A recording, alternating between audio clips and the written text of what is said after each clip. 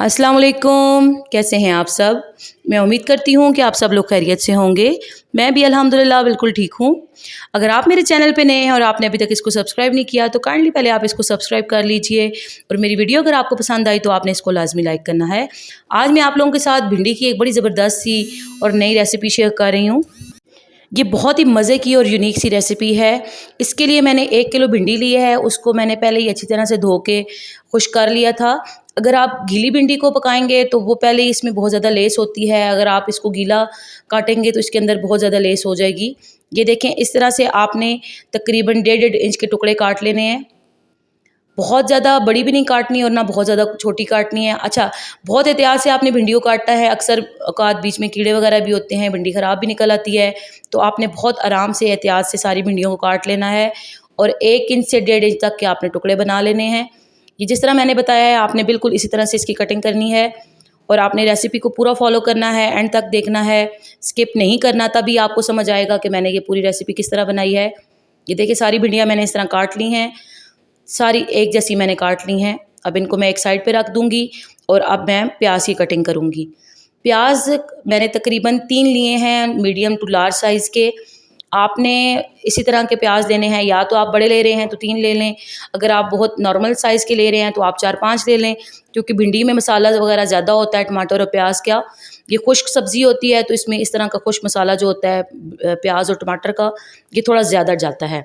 और आपने बहुत ज़्यादा पतला नहीं काटना प्याज़ों को, क्योंकि जब आप इनको फ्राई करेंगे तो ये बिल्कुल उसमें ख़त्म हो जाएंगे, गल जाएंगे सारे। ठीक है, इसके बाद आधा कप मैंने ऑयल लिया है कढ़ाई के अंदर। फ्लेम मैंने हाई रखा है फ़िलहाल। ऑयल थोड़ा सा गर्म हो चुका है तो जो मैंने प्याज कट करके रखे हैं वो सारे मैं इसके अंदर डाल दूँगी और इसको मैं थोड़ी देर के लिए बस सोते सा कर लूँगी। आपने प्याज को बहुत ज़्यादा फ्राई नहीं करना, क्योंकि ये जो रेसिपी है ये थोड़ी डिफरेंट है, तो इसके लिए प्याज को बस हल्का सा आपने नरम सा करना है, थोड़ा सा चेंज करना है इसका कलर। जब ये थोड़ा सा पिंक पिंक सा हो जाएगा तो बस आपने इसके अंदर नेक्स्ट स्टेप करना है, जो मैं आपको आगे बताऊँगी। वैसे जो हम सब्ज़ी वगैरह बनाते हैं उसमें हम प्याज को थोड़ा डार्क कलर देते हैं, लेकिन इसमें सिर्फ लाइट सा कलर देना है।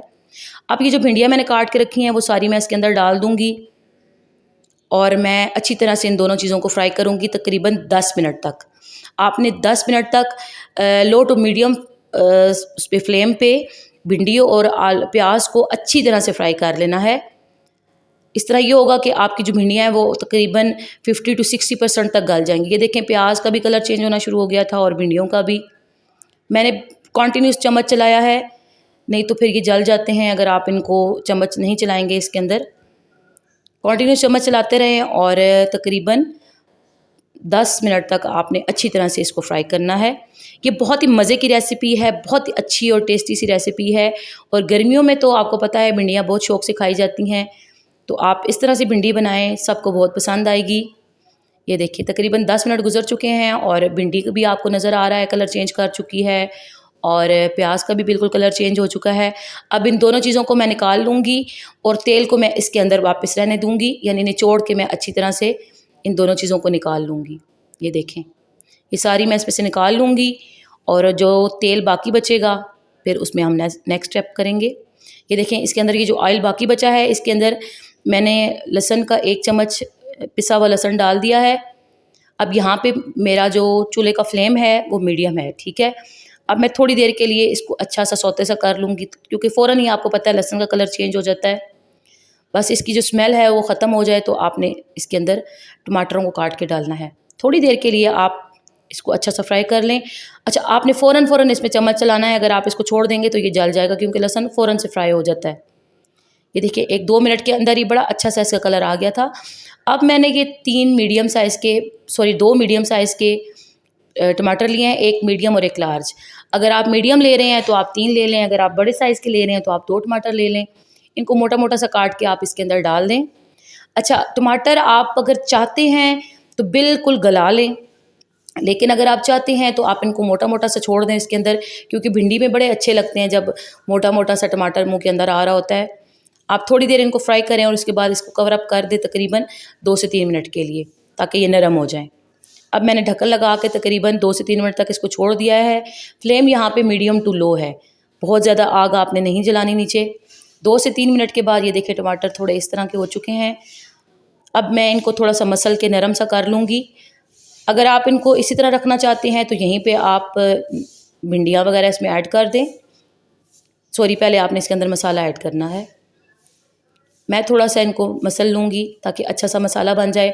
اب میں نے تھوڑا سا ہلدی پاؤڈر لیا ہے، آدھا چمچ تھوڑا زیادہ میں نے ہلدی لی ہے، 1 چمچ میں نے اس میں سرخ مرچ لی ہے، اور آدھا چمچ سے تھوڑا زیادہ میں نے اس کے اندر نمک ڈالا ہے. صرف یہی مسالے ڈالنے ہیں آپ نے اس کے اندر.